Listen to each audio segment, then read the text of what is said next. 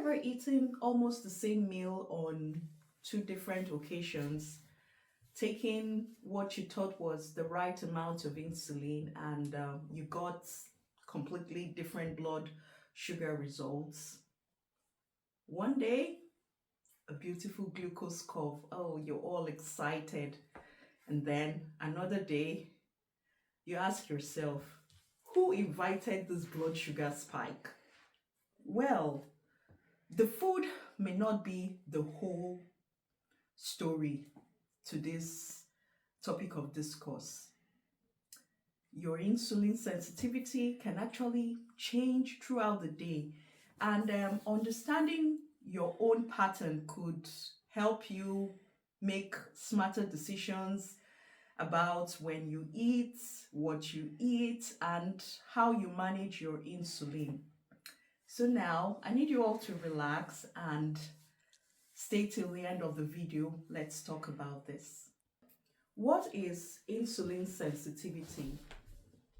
This simply describes how responsive your body is to insulin. When you are more insulin sensitive, your body generally needs less insulin to achieve a particular glucose lowering effect. But when you are insulin resistant, you tend to need more insulin. But here is what many people don't realize.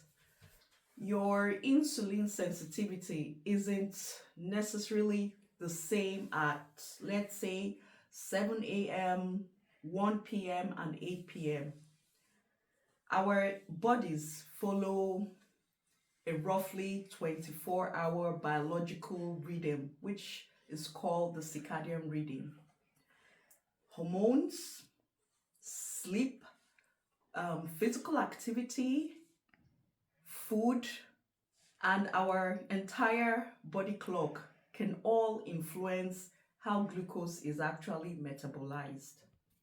Morning, afternoon, or evening. You have probably heard someone say, we are more insulin sensitive in the morning, so everyone should have a huge breakfast. Stop it right there. Not so fast. Population studies can tell us the general patterns, but your diabetes isn't managed by population averages. Some people handle carbs beautifully earlier in the day, but another person may experience the dawn phenomenon or a strong hormonal response and will discover that breakfast actually they require more insulin. So this is why I don't want you to simply copy somebody else's eating window. I want you to try and find the pattern that works for you. Your body is constantly giving you information. So the question here is, are you looking at it? Become your own glucose detective. For the next 1 or 2 weeks, you need to start paying attention. Look at your CGM, your blood glucose readings around your meals. Then start asking yourself certain questions like, what happens after breakfast? What happens after lunch? What happens after dinner? Does the same carbohydrate portion produce a much bigger glucose rise at night? Or does your usual correction dose seem much stronger at a particular time? Repeatedly need different insulin to carb ratios at different times. Don't look at one isolated day. You need to look for repeated patterns. Keep a simple diabetes diary recording of your time, the type of food you have eaten, your dose of insulin, the different activities, and your glucose response. So with all of this glucose data, it now makes more sense So it's not just about numbers, it's now becomes an information that we can actually use.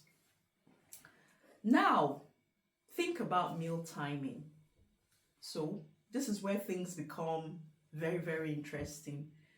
If you repeatedly notice that your body manages food better during a particular time of the day, you may be able to work with that pattern rather than constantly fighting it.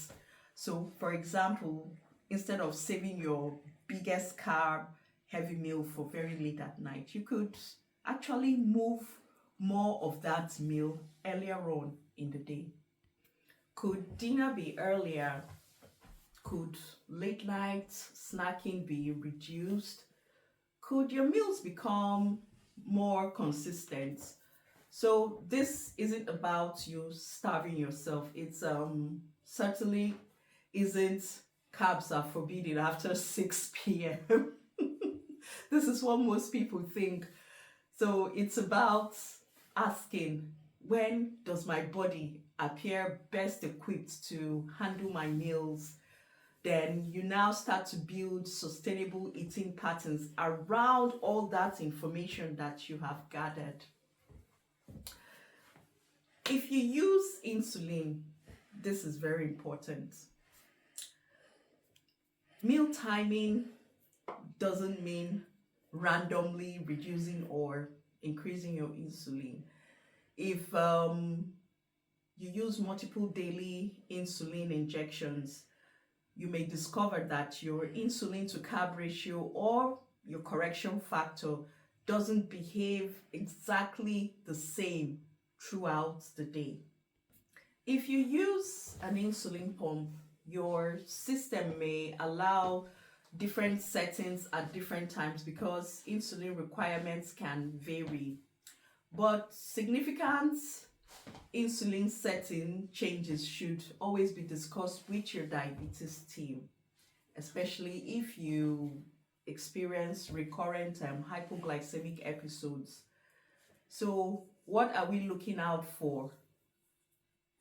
Patterns and not just chasing individual readings.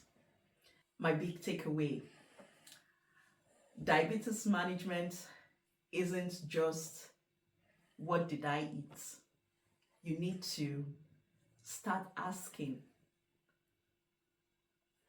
what did I eat? How much did I eat? When did I eat it? What was my glucose before eating? What insulin did I take? Was I active? And what happened afterwards? So this is how you begin moving from just simply reacting to the glucose numbers to actually understanding your diabetes. Your CGM isn't just to tell you whether you are high or you're low. It's actually helping you to discover your patterns. My call to action today: I'm going to give you a challenge. I need you to look at your glucose data for the next 7 days. Compare that to which meal gives you the biggest spike. Then you look at what time of the day seems easiest for you to manage your blood sugars better with your meal and your insulin. And also look at when your insulin appears to work stronger for you. If this video has helped you understand diabetes differently, I would like you to like, subscribe, and share it with somebody who actually needs to hear this. And comment below, are your blood sugars easier to manage in the morning or the afternoon or the evening? Welcome to the Diabetic Concept Diabetes community, where we build diabetes care through reality-based education. Thank you for watching. Bye.